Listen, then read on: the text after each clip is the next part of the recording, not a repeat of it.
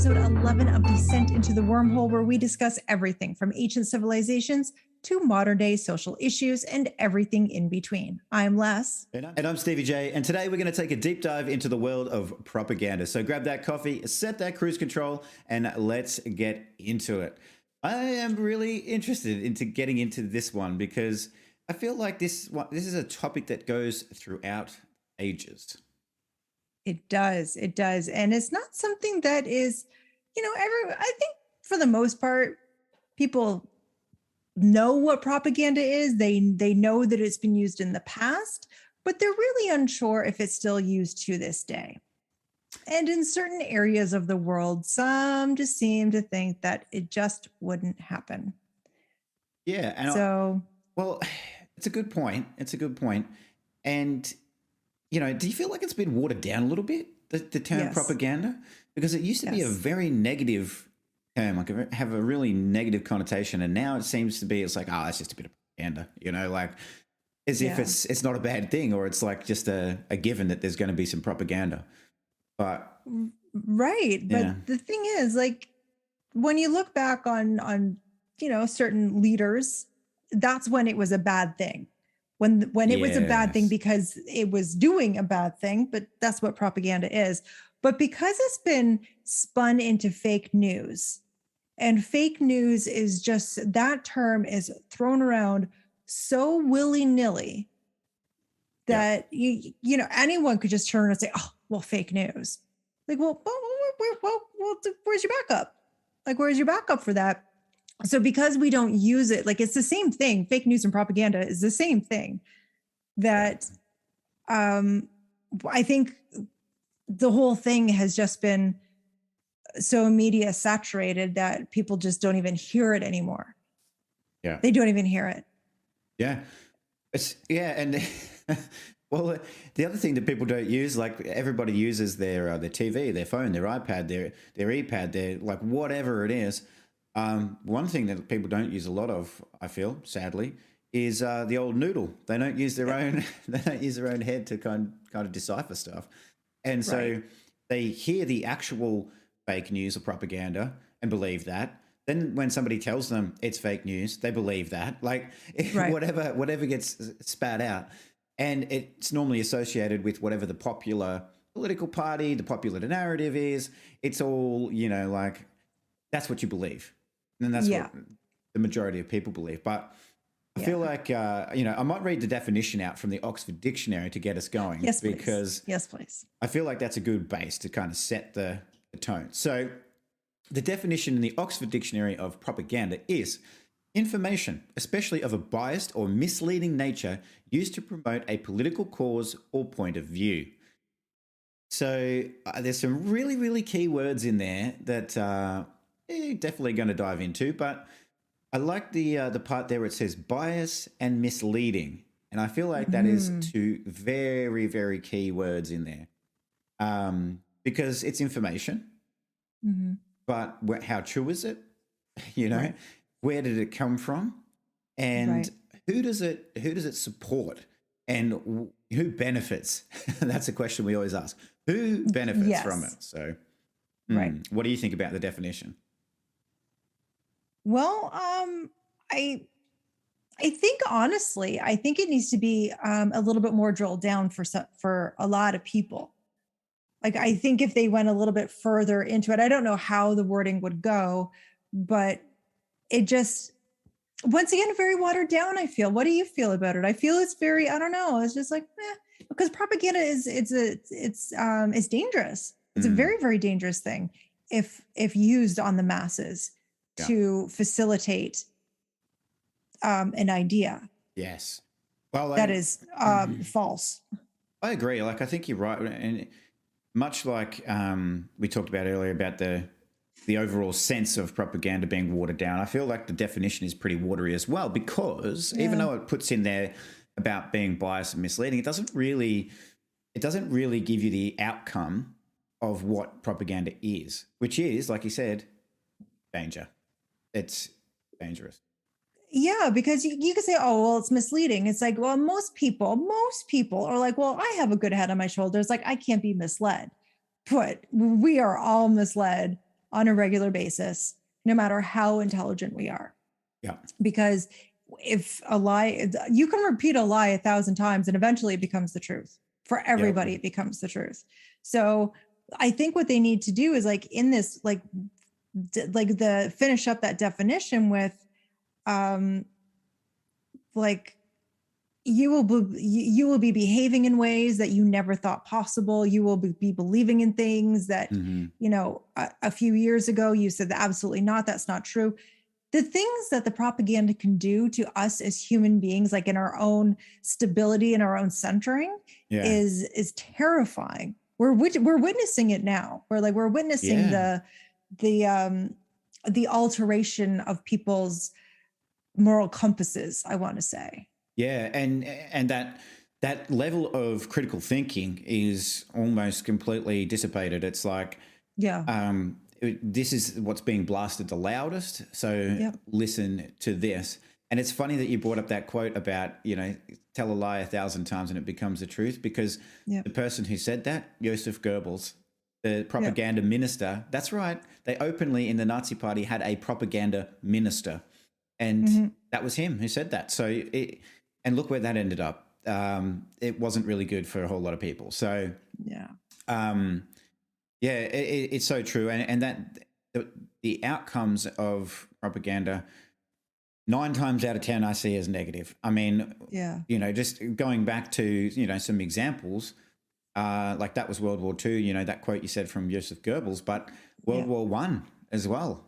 World War I, there was a lot of propaganda there. And it can be spun as well in a positive sense. So even though when you look at like World War I propaganda, for example, of trying to get people to support the war and saying, okay, you've got the negative stuff, which is the enemy's evil and, you know, they're the worst and most atrocious people in the world.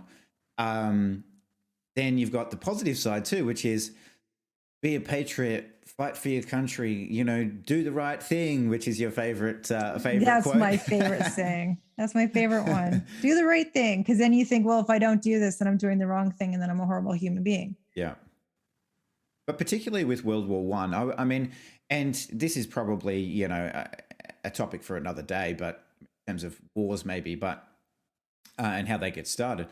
But World War I, you know, was not a similar thing to World War II, where it was like someone wanting to dominate the world. It was an assassination, which is very suspect, of somebody in Germany. And so it's very, very touchy how it started. But you look what happened after all that propaganda came out. And it was, well, I mean, it was called the Great War because it was like the war to end all wars. Sadly, it didn't. I was going to say, well, World War II proved that wrong. Exactly.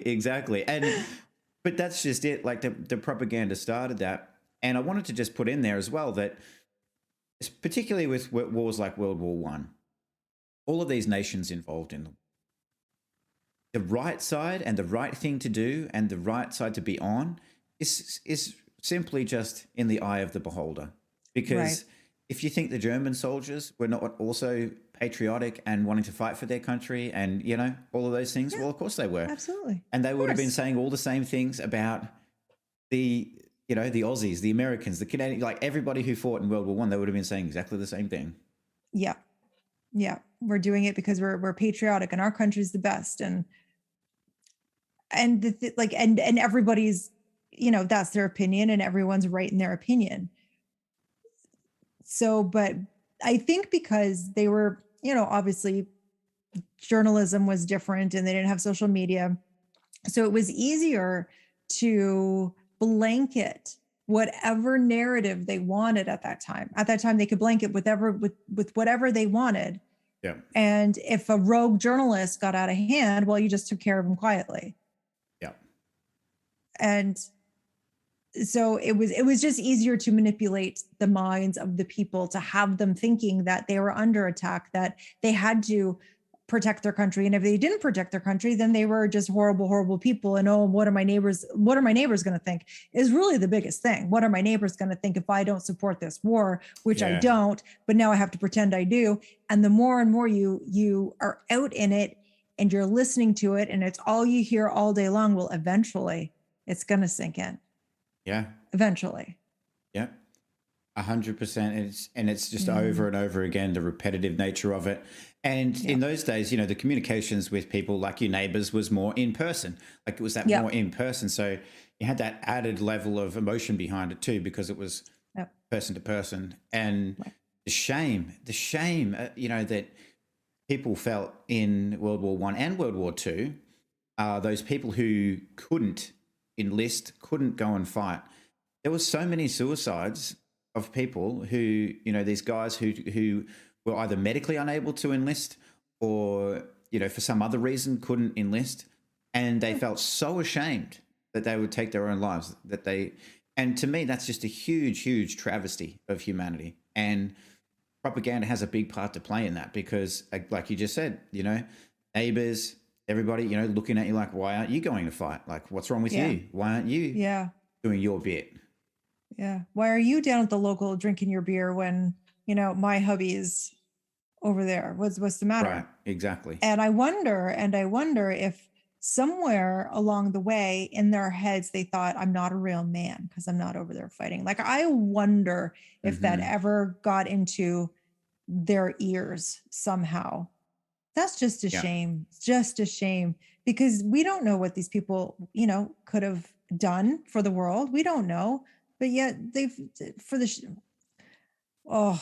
well, it's so true. And there's one shining example I find out of World War II, which was, and I forget the guy's name, but maybe I'll look it up so we can pop it in. But it was a Mel Gibson movie about it. And he enlisted because he wanted to do his part, but he didn't want to kill anybody. And so he refused to fire a rifle, hold a rifle, carry a rifle. And so he joined as a medic, and he was shamed. He was even beaten by the other soldiers because he wasn't towing the line. He wasn't going to fire a gun. He wasn't going to kill anybody. And they thought, well, what help is he going to be on the front line? And he actually did get through all of his training. They allowed him. He had to go to the military court to be allowed to get through the training and all of that. Anyway, he did end up on the front line in Japan. And he ended up saving, and I forget the number, but he ended up saving something like 50 people plus by by physically going into the battlefield and picking them up and carrying them and lowering them down a cliff on a rope, and saved countless people and never fired a shot, never fired one shot. So to me, that's a great example of how somebody could, I don't know, do their part if you wanted to be doing your part without causing any harm to anybody. So, and they wanted to say he was a coward before that because he didn't want to fight and everything like that. But really what came out of it was he was the most courageous of them all because he did all of that without a gun. So that's interesting. That was really, and I like that story. I like it. I don't like how it started, but I like how it ended, because he's like, you know what, guys, fuck you. Exactly. I'm going to show you how manly I am, and I'm going to show you what I'm capable of. I'm going to show you how I am going to peacefully do my part. Yeah. Exactly. Good for him. Yeah.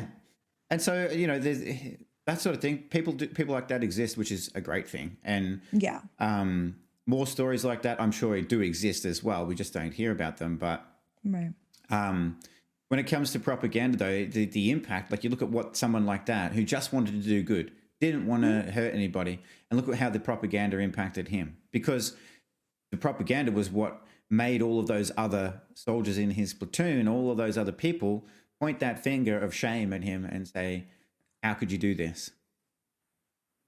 Propaganda gives people permission to treat other people like shit. So it does. It is disgusting. The things people will say to other human beings, that it's none of their business. Like, it is what they're talking to them about is none of their business. And they're shaming and they're finger pointing and they're doing all this all in the name of the right thing. Because the propaganda told me so. Like, and that's where I draw the line of the rudeness and just being abusive to other human beings. For what? For what? Yep, exactly. And the propaganda gives people license to behave like that. And, Yes. and they never stop to think, am I actually behaving how I want to behave? Like, who am I, and do I actually want to behave like this? Right. And I mean, it's such a good point that you bring up about what it does to people and how it motivates people, and that whole doing the right thing. Oh, me, that really pisses me off because I look back, to World War II now, and what was it like? People often think and ask, like, how could those people in Germany, like, how could they do that to the Jews? How could they do that? How could a human being do that? And I mean, of course, like I asked that question too, because it's such a horrible thing to have happened. But when you think about the economic situation in Germany at the time, now the 20s, nobody gave a crap about Hitler and the Nazis because things were good in the 20s. Everyone in Germany was having a whale of a time. It was roaring. Yeah, exactly. Sorry. The 20s were roaring. There was booze. There was, everything was just a good time. Mm-hmm. There was cabaret shows. But when things got bad, when things turned bad, Hitler very quickly and the Nazi Party blamed everything, all the problems, on the Jews and said that it was because they were controlling money and they were controlling politics and they were doing all of these things.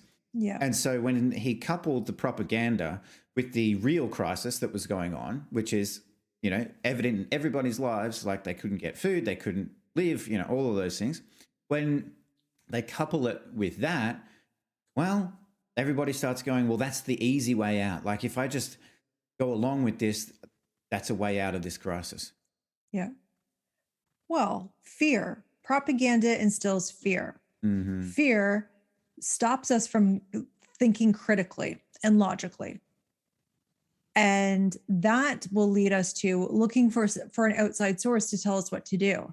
And if we look to the wrong person to tell us what to do, we're fucked. Yep. We're fucked. Absolutely fucked. Because they don't care about what is good for us. They only care about what's good for themselves. Right. And, even to suggest that Hitler's overall plan and the Nazis' overall plan was simply to eradicate the Jews, like and gypsies and people of all other races as well. Like that's but to suggest that was the overall plan is probably not that accurate either, because that was propaganda in itself. What were the true goals of the Nazis? Well, we don't really know, I guess, but taking over the world itself was probably on the list, I would say. And seeing the elimination of certain races and people and everything like that as a stepping stone to get towards that. And trying to create a super race. Like, what the fuck? Yeah. Like, thank goodness I quickly take that back, because not thank goodness, because look what happened. But it could have, just imagine where it could have gone. Yeah. Just imagine. Yep. Terrifying. Look what they were capable of. What weren't they capable of is the next question. Well, exactly. And, one of the things with propaganda too, like it got them very far. Like it got the Nazi Party obviously very, very far, because they overtook most of Europe and encompassed most of Europe. But the other thing too is bringing other people into the war, other countries into the war, because initially it was the English and French and those countries fighting against Nazis, and Australia too. Australia was there as well in the beginning, but Commonwealth countries, I guess you would say, were involved. Yeah. But America didn't come in until much later, and they didn't really come into the war really until Pearl Harbor. So And I mean, the Japanese were another big proponent of propaganda. And it's so interesting to me how quickly they can use an incident to put out propaganda. Yes. And we've been watching this. We've been watching this show on false flags, and one of the ones in that was about a railroad. Oh, so funny! So funny. So the enemy apparently blew up a railroad, and then minutes after that attack, where this bridge was destroyed horribly, a train rolled over it. So it was fine. Yeah, it was fine. So what actually happened was somebody dropped a firecracker. The firecracker went off, and they're like, "We've had a terrorist attack. We need war right now." And what happened? So it's really interesting, and it happens so quickly when propaganda's done well, from the sense of the people who are wanting to create it, and it's done well. It spreads like wildfire. Absolutely. Well, all you got to do is tell people that they're under attack. Yeah. And that's it. That's it. Your faculty shut down at that point, because your survival mode kicks in. And when we're in fight or flight in our survival mode, like anything else that really we don't need, like logical thinking and, like even like certain oxygen and blood flow to certain organs that we don't need stops when we are in that much of a fight or flight. So all of a sudden we're just like, we don't see, we put our blinders on. We're like, all we want is to survive. That's all we care about. We don't even stop to think, is it true? Like, are we really under attack? Wait a minute here. No one stops to ask that question. Yeah. But meanwhile, because they've been told, and not only that, wasn't it with the Vital Bridge, quote unquote, that they had their policies all ready to go, their war policies or something, like ready to go, like written. That day. Yep. They were already written. It's like no one even stopped to ask how they get it written so fast when this just happened like half an hour ago. Like, exactly. No one asked any questions. They go in like balls to the wall. And exactly. Damaging, very, very damaging. 100%. And it's a really good point, because same thing with the Reichstag fire in Germany in 1933. Yeah. Hitler had his document ready for the Kaiser to sign as soon as the fire happened. The big policy was written already, and all he had to do was shove it under his nose. And like you said, that fear goes, well, oh no, something's happening. Like we've got to do something. Oh, you've got a solution right there. Okay, I'll sign that. And from then on, Hitler had absolute power. So, and the other thing too, I was just thinking when you were talking about that is, the questioning of things. So there's that initial propaganda that instills that fear, and people just have that reaction. And then there's also the immediate reaction of people to look to the government. And nobody questions that. Like, there's the propaganda that starts the issue and starts building the fear and making people inspired to go to a place of, I need to act, I need to do something, I need to say something, and then there's the other part of the propaganda which supports whatever the government's position is. So the initial propaganda puts out the fear, and then the second piece of propaganda, and I go back to those words of bias and misleading, which is that the government has the solution to whatever the problem is. But nobody questions that either. They caused the problem. Exactly. Yeah. And nobody questions that. No one ever questioned, well, who caused this problem? Who caused this? Wait a minute here. Like, usually if there's a quick solution, it's probably that solution probably came from the person who caused it. Much like that John McAfee guy, he recently just passed, but he was the one that created McAfee, the antivirus thing. I'm convinced he created the virus to begin with. I'm convinced of it. Yeah. See, because all of a sudden he knew of like new and upcoming viruses. Like, come on, bullshit. Like, exactly. But he was running like a propaganda machine. Yeah. Like, we got all these viruses going on, but I have the solution. He was like, that's how I see it. Like, when I think of the government, I think of that. Like, he created it. He had the problem. He had the solution because he caused the problem. Oh, I think you fucking nailed it, because it solidifies their importance in the world, doesn't it? Yes. And the need for them. Yes. So you just keep in that loop of, yep, I'm needed in the government. Yep. Like, I'm needed as McAfee. People need to keep getting rid of that virus. People keep turning to the government. Exactly. As long as the people keep saying, government, help us, help us. Like, if we all turned around one day and just turned our back on the government and said, yeah, you know what? You caused this thing. You deal with it. Yeah. You know, don't make your problem my problem. Watch how quick it goes away, because it takes away the need for the government, and inevitably money that they can make off it. Because same as the McAfee thing, the government's also make sure that all of their sympathetic corporate businesses that align with whatever they're trying to do are aware of what's going to happen, are aware of what's going to be the solution, and are most likely involved in the solution themselves. So, you know, let's, and I can't wait to get to our discussion sometime soon about banking and the Federal Reserve and who really controls everything. But I cannot wait for that.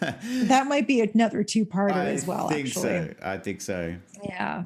But did you want to touch on maybe some, just like, because people might be asking out there, like, what are these techniques that they use for propaganda? You know, like, what are some of those things? So I don't know if there's any that, you know, when we were researching this, stood out to you to maybe touch on first.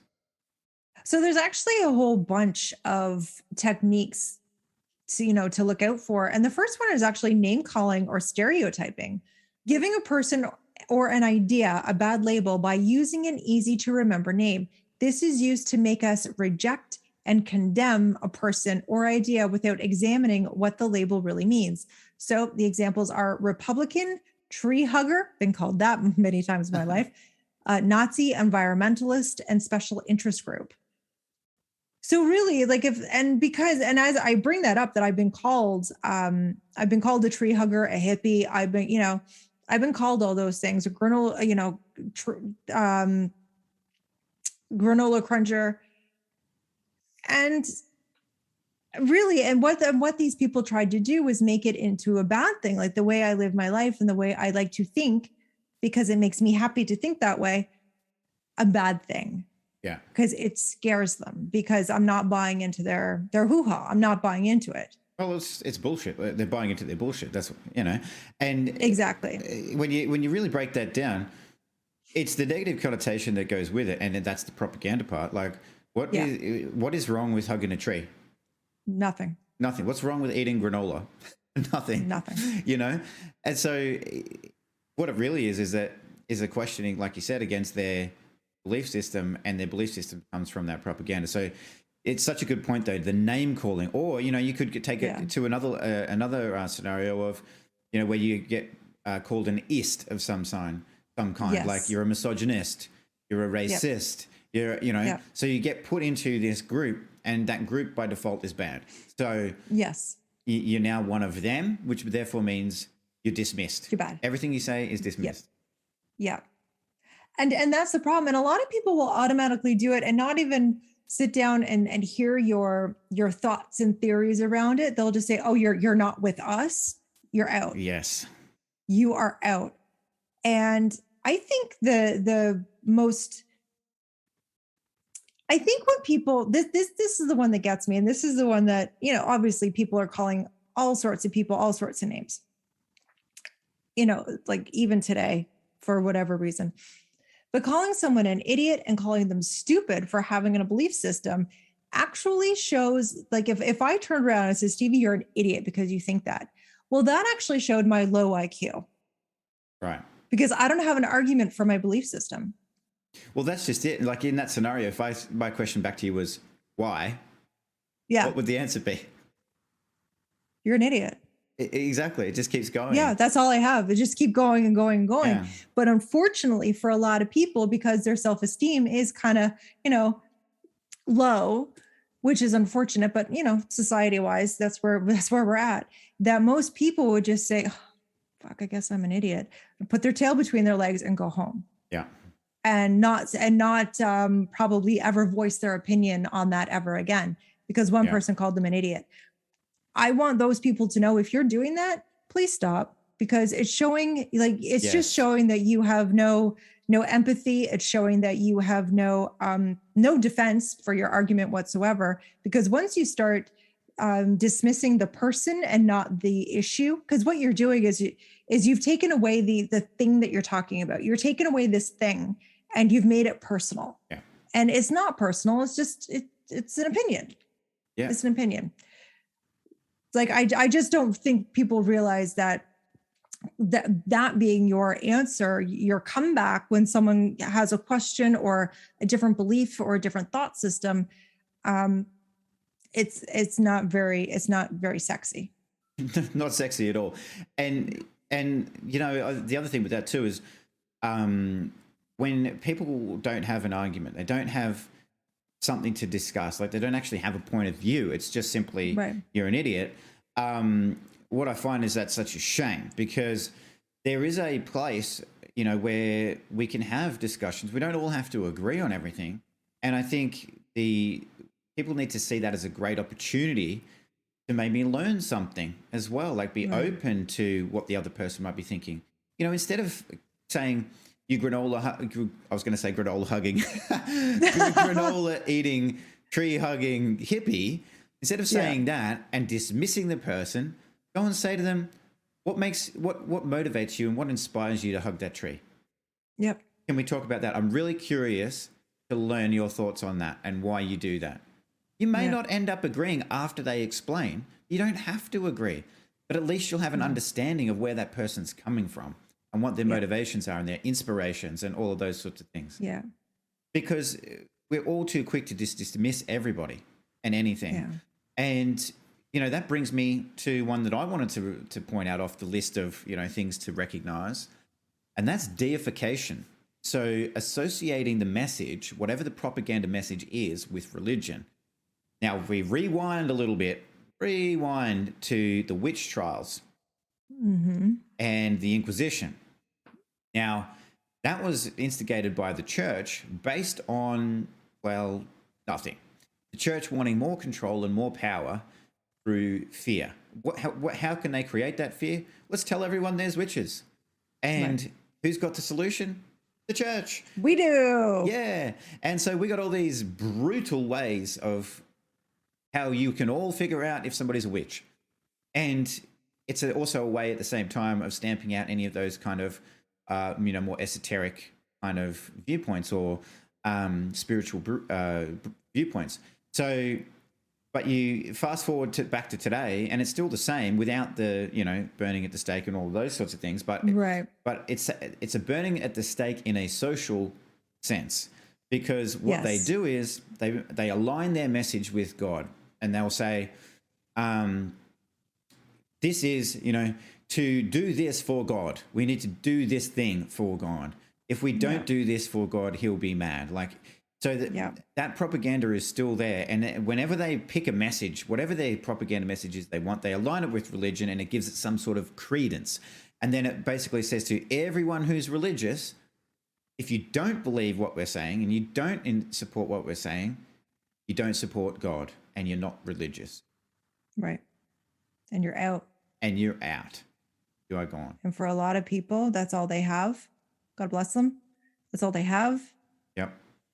And to be ousted by your religion would be the end. Like that would be like the ultimate shame for them. And so they'll do anything to not have that happen. And the church knows this because they've indoctrinated them to think like that. Yep. They'll be out of the club. And they don't want to be out of the club, because that's where they find their community, their, you know, their support systems and all of those sorts of things, which is great. I know. But, fantastic. You know, neither one of us, like, we're not religious, but I have a few friends that are extremely religious, and that's where they find a lot of their peace. Yes. And I love that for them. Mm-hmm. I'm not going with them, but I love that for them. Sure. Because they're getting something out of it that is positive. And I think that's fantastic. So whatever religion you are, it doesn't matter. One is not better than the other. Just as long as you're getting something positive out of it, that's all that matters.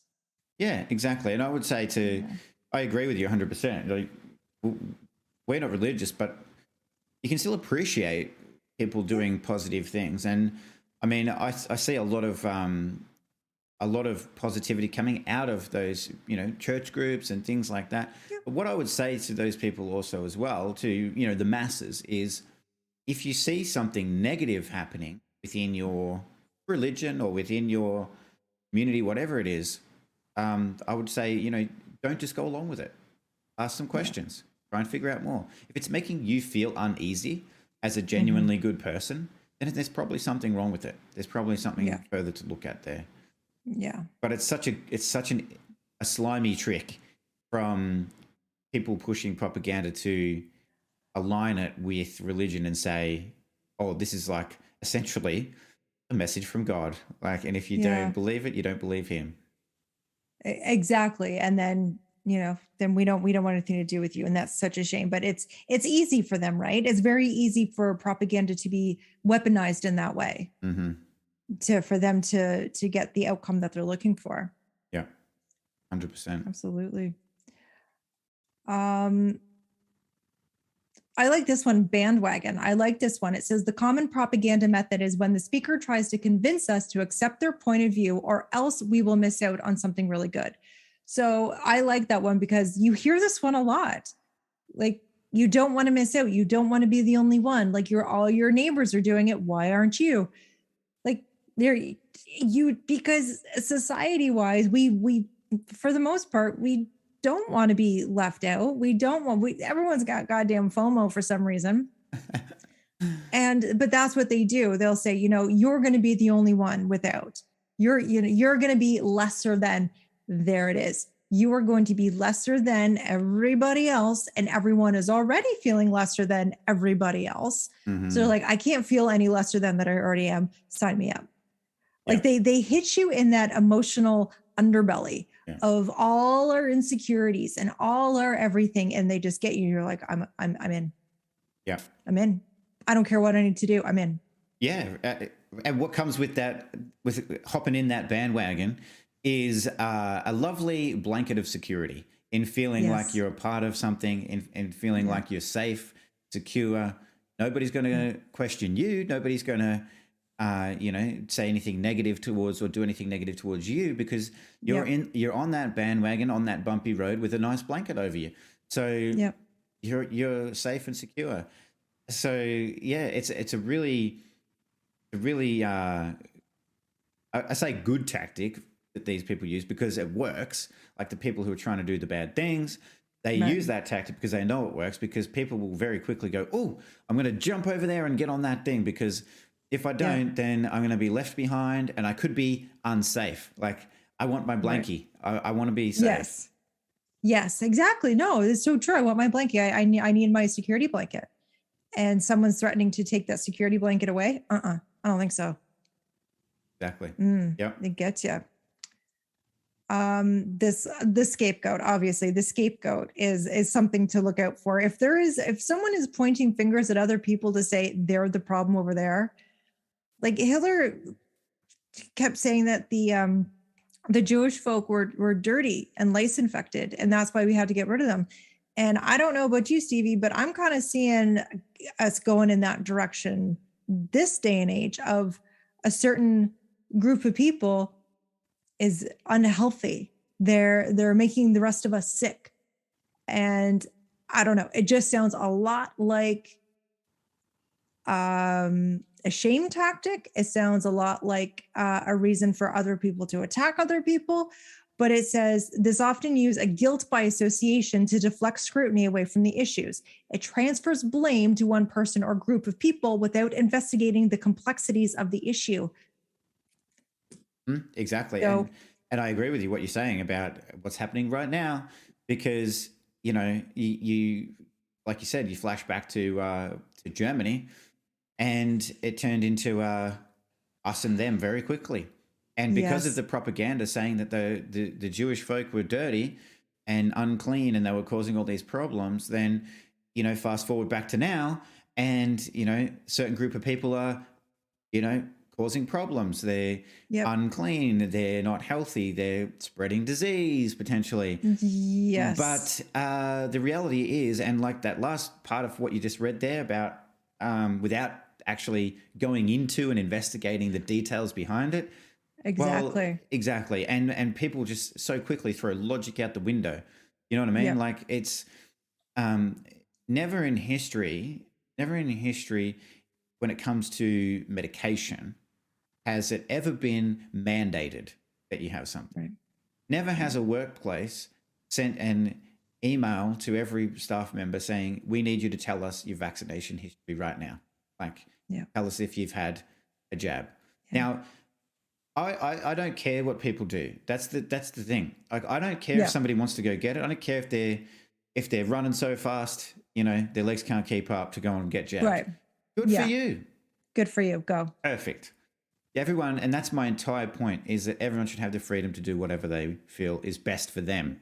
Yeah. Problem is with this propaganda is that the governments are using that fear, that bandwagon and the scapegoating to pull together all of the one group to then guilt and shame and attack the other group.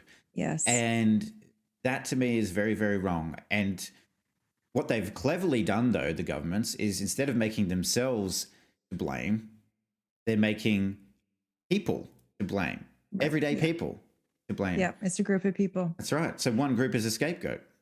Yeah. And it's funny because people don't ask, I tread carefully when I ask people, like, do you have, and there's usually a reason why I ask the question. Like I just, because personally, I just don't care if you do or you don't. But to the gal I see more than once a week in her shop. Yeah. And she sees it. Mm-hmm. She's pissed because she came from a country that this was rampant. Yeah. This propaganda and this government control and, you know, the things. And she sees it. She definitely sees it. And she's like, I'm going to ask you because our passports are coming into effect next week. I was like, I will ask you and you will tell me. I don't need any proof. She's like, I'm not your mother. I'm not your grandmother. I'm not your babysitter. Yeah. And she even said, and this is where I just, you know, I love this woman so much. She said, and if she's like, next thing you know, I'm going to be checking for moles on your ass. She's like, how far is this going to go? How far do I need to take this? She's like, your medical history is none of my business. She's like, that's not my business. She's like, that's not what we're here for. Much like the mole on your ass, it's not why we're here.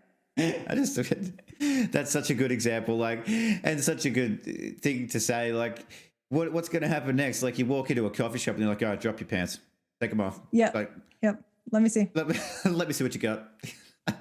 And it's like, because our medical history is none of anybody's business. Ooh. And they're making it people's business. And the thing is, it's a slippery slope, right? A slippery slope on our list. Yeah, I think it is. I think it is. It's a slippery slope. So here I go with my propaganda because it's this now. It's this now. But what's next? That's a great point because there's always a bloody next. Oh, is there ever? There's always a next level for everything. Like, well, the thing is, they wouldn't be investing this much money on QR codes and passports and this and that if they weren't planning on keeping this around for, you know, forever and a day. Yeah. Well, it's here to stay. Exactly. And there's too much money to be made to not keep it around, you know, with, you know, I don't want to get too much into that other topic that we're going to cover in depth, but with the, you know, all of the things to do with a certain virus being patented, which means it can be used for profit. Well, you know, that tells you there's more to come and there's more money to be made. But what we see now, and it's a great point you made, what we see now is something that was in plans a long time ago. So what we see now is not what they're not on the hop. They're not on the fly thinking of all these things right now. It's been in the works for a long time. And so there's obviously things far in the future that are already planned as well. So to me, and you know, you know, linking all that together as well, and how they do a lot of this stuff is the misuse of statistics and the misuse of information. Now we get the graphs. We get the censored. Graphs and the this. We get censored and told we're misinformation. But Yeah. really, there's a misuse of statistics because it's like the statistics we see are only what they want us to see. That's right. That's right. It's they'll use whatever looks best. So it could be like 15 out of 20 people, or it could be whatever the percentage is for that. I'm sorry, I'm not a maths guy. What it was, but they'll whatever the percentage. So say it's 85% or 15 out of 20, whatever the percentage, whatever looks best or worse, like whatever they're looking for is going to be what we see. So graphs, when it comes to our day and age, graphs work but the thing is, graphs only work if the numbers are correct. That's the thing. Like, we don't know. And the thing is, there's no one fact checking these numbers. There's no one going behind the government to make sure, like, they're all human too. That's the thing. Everyone is just a human doing this at this time. No one is perfect. Well, so no one is double checking and no one is fact checking. But Stevie, let's talk about fact checking for a second, because this is just fucking stupid. All right. Well, I'm happy to get deep into some fact checking, but just to finish on that last point that you said there about graphs. Despite popular belief, I'm no Poindexter, but I can create. Oh, really? Because I got you a T-shirt. I actually got you a bumper sticker. Uh-oh. Poindexter number 1. But I can go into Microsoft Excel and I can create a pretty fancy looking chart, and I can put whatever bloody numbers I want to put in there to make it look however I want. And just lastly on the chart thing, with a certain issue that's going around the world right now, there's a recovery rate that's extremely high. Yes. Yet the percentage that gets talked about is the very low percentage, because they choose the negativity and to talk about the negativity over the positivity. Even though it's a 99% versus 1%, they want to talk about the 1% negativity. Interesting. Yes. Because it's fear. It's fear-based. Exactly. But have you noticed, okay, so that they'll use a percentage for. What they don't use a percentage for is case numbers. They do not do that. Why? Because it would be, what was the case number for Canada the other day? I think it was in percentage. I think it was 00 point. No, it was 0.0014%. Yeah. So they can't say that, because I would be like, well, piss off. Like, that's nothing. Like, I'm going to the mall. Exactly. And where I am, we did the same numbers like the other day. We worked it through, and it was 0.0079% of the population. Yeah. And it's like, the fuck? Like, more people probably died from bee stings today than from that. Why are we talking about it? And like you said, it's the negativity. But, So whatever is going to raise the fear is what they're going to use and do. But and perfect. And I'm so glad you brought up the fact checking. And I'm going to do this fact checking. Because So, where did you want to start with this? Because let's start with Snopes. Let's stop right at the top, because when I found this out, I was flabbergasted. I said, you have got to be kidding me. I've used this website. I've trusted this website.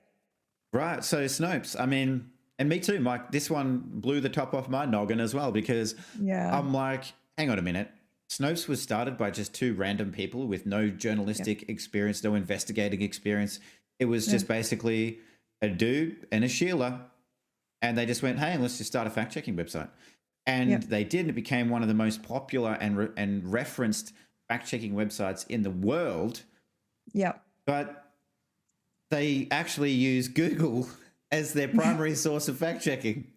Yep. And Google is not accurate at all. Google will give us what they want us to know. Google does have a blacklist. Google does block certain things from us knowing.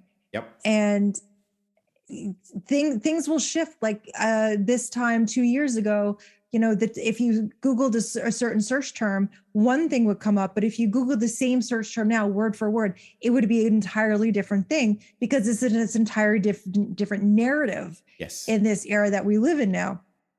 So they're going by Google, and Google is it's biased and it's bullshit. Yeah. It's so biased though. Like, I'm so mad. I don't know. I'm mad too. by this. I don't know why I'm angry. It pisses me off no end because Google's the first reference that everybody goes to.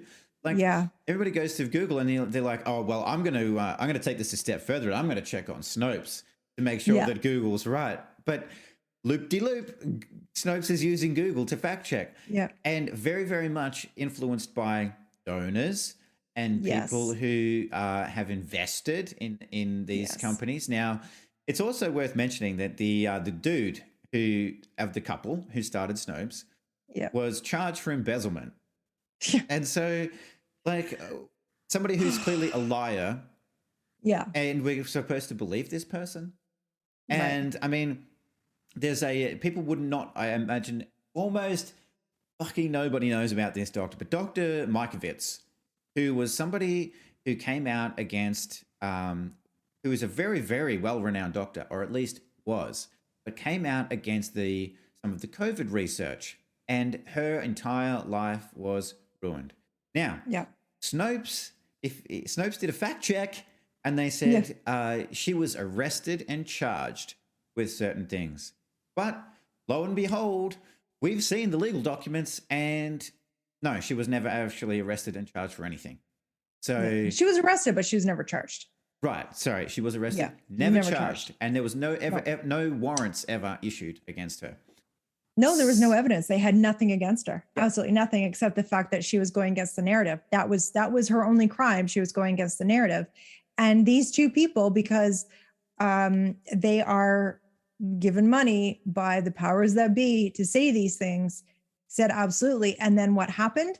It went on the bandwagon. Like, this woman was criticized and slandered all across mainstream media. Mm. Like, late night talk shows were slandering her, saying that, she's definitely been charged and she's definitely, blah, blah, blah.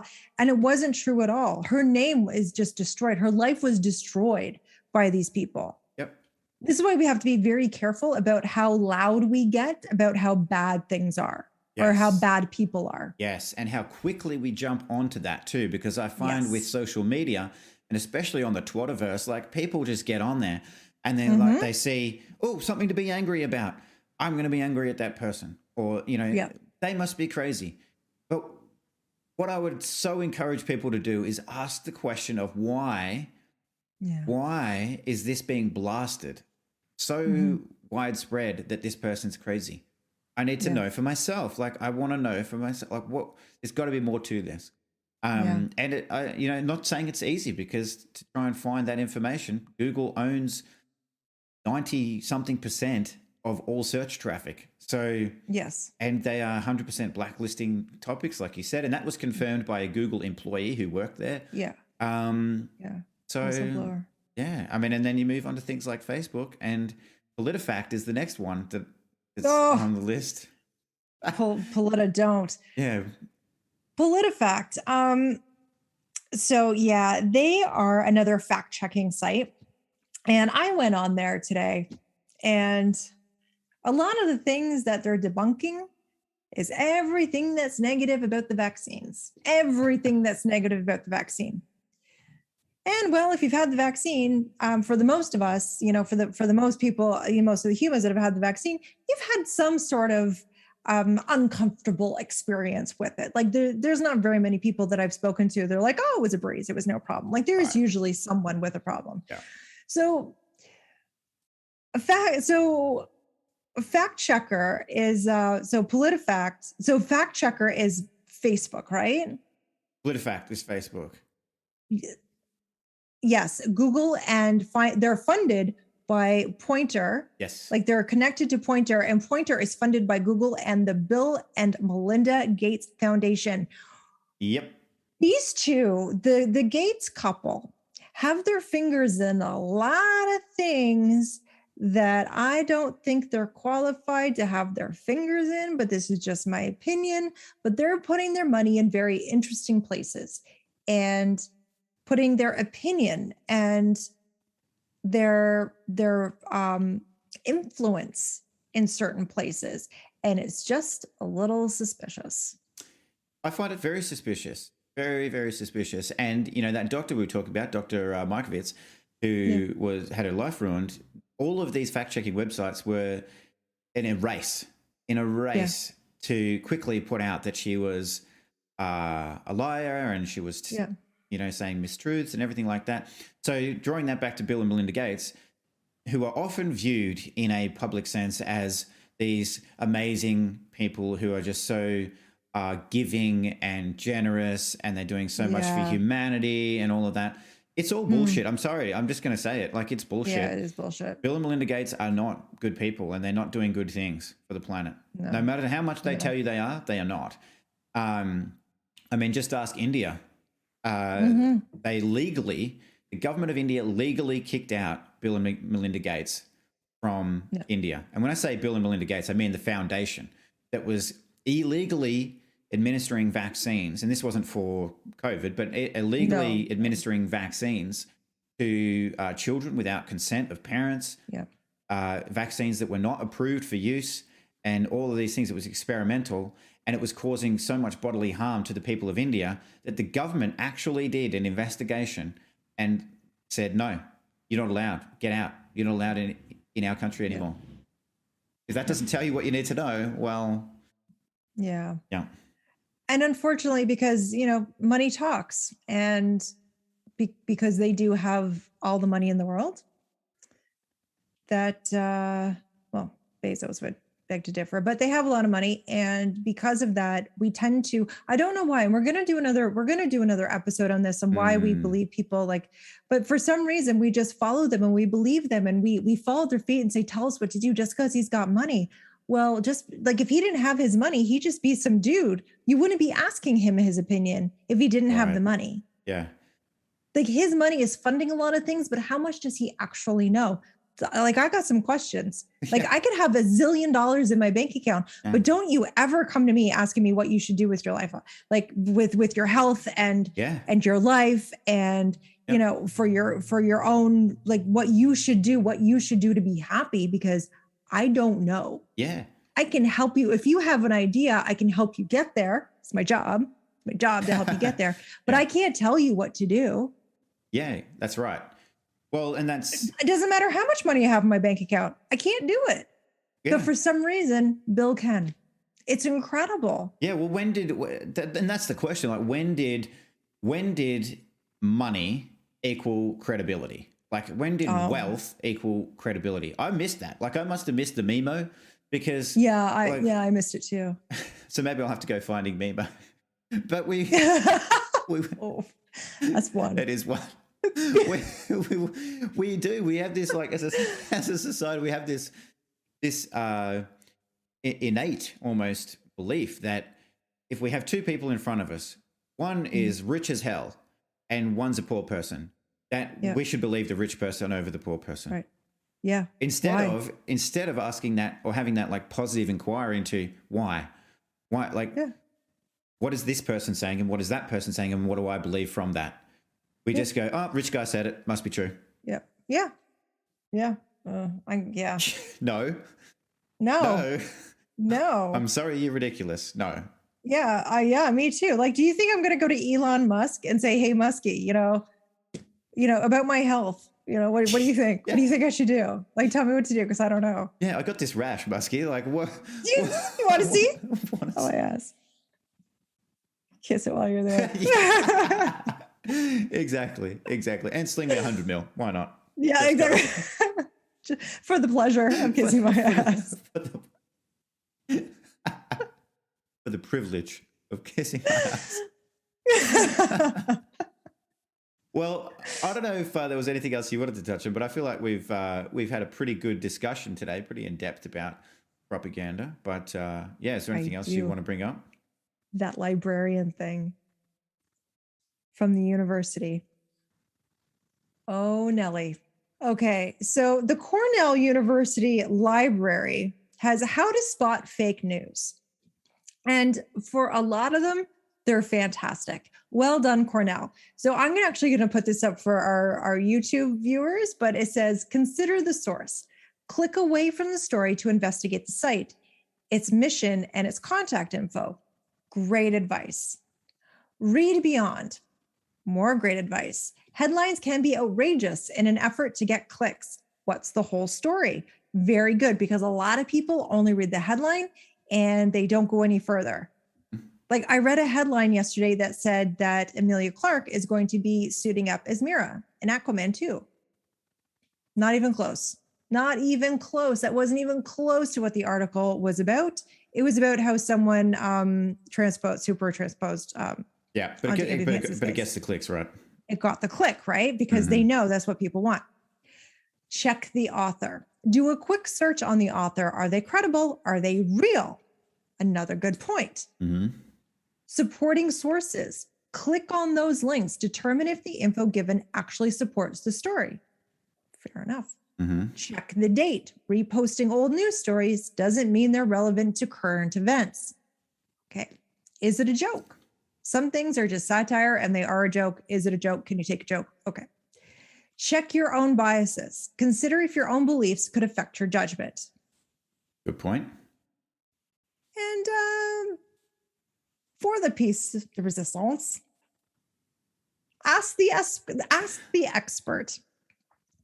Ask a librarian or consult a fact-checking site. Librarian. You fucking failed, Cornell University. Epic you failed. Like, when have I'm just trying to think. I've never asked a librarian any question in regards to anything. And, you know, when I've asked even when I've asked them where a certain book is, they don't know where the fuck it is. So why am I asking a librarian about propaganda? Like, what? I don't know. Like, is the librarian now like a true legitified like fact checker? Like, do they know people who are in the know? Fact checkers are people who know people who can get the behind the scenes, behind the curtain to see the little man behind the curtain. The librarian is not that person. And I'm sure they're a lovely human being. I'm sure they are in whatever library that you're in. And if you're a librarian, good job. Yeah. But I'm not coming to you for anything when it comes to this. Or consult a fact-checking site. No, because we just went through the fact-checking sites and they're bullshit. They're funded by the people who are trying to promote the propaganda in the first place. Exactly. Couldn't have said it better myself. And so nothing against librarians, but fuck no, I'm not asking a librarian to fact-check anything for me. And those so-called fact-checking websites not getting my click either, because I do not want to support the very cycle of propaganda that was started by Google and the Gateses and others like them in the first place. Exactly. What I would like to add to this list, though, is ask yourself, does this feel right? Like, yes, check your own biases and your belief system, but like, honestly, ask your heart, does this feel right? And get used to asking that, because the people around you, their heart, like your heart tells you something different than my heart does. Right. So me asking you, I can get your opinion, but still it might not be right for me. Yeah. Ask yourself, just sit down quietly and say, "Oh, heart, what do you think? What do you think?" And I'm not kidding. Like, I'm not being facetious. I'm serious. Like, sit down and get quiet and say, ask your heart, like, what do we think about this? And honestly, half the news out there is bullshit. And another thing that they put out, and I will leave this for the end, is that if all the media is saying this, towing the same line without deviating, like almost word for word, we got a huge problem. Massive. And that's what I'm seeing today. I can go through the news and it is word for word, the same diatribe, the same.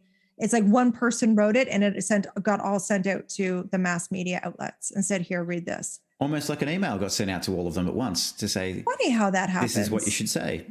Yeah. But, I agree. Ask yourself, people, ask yourself this question as well. When you're having that reflection with your heart, ask yourself this question. What action are they asking me to perform based on this information? What action what are they trying to make me actionably do? Because if that feels wrong, we got a big, big problem. Yes. When they're asking you to action or influence something, big problem. Yeah. If it goes against your moral compass, don't do it. Yeah. Don't do it. And there are plenty of people out there who won't be doing it with you. So you're not alone. I know you feel like you're alone. I know a lot of people feel like they're alone in this right now. You're not alone. You're absolutely not. No, we're here. It's fine. We can give you an internet hug. There you go. Welcome. But thank you for such an awesome discussion again. Oh, so good. You. And I hope everyone else out there enjoyed it and has a lovely day. Absolutely. Have a good one, guys.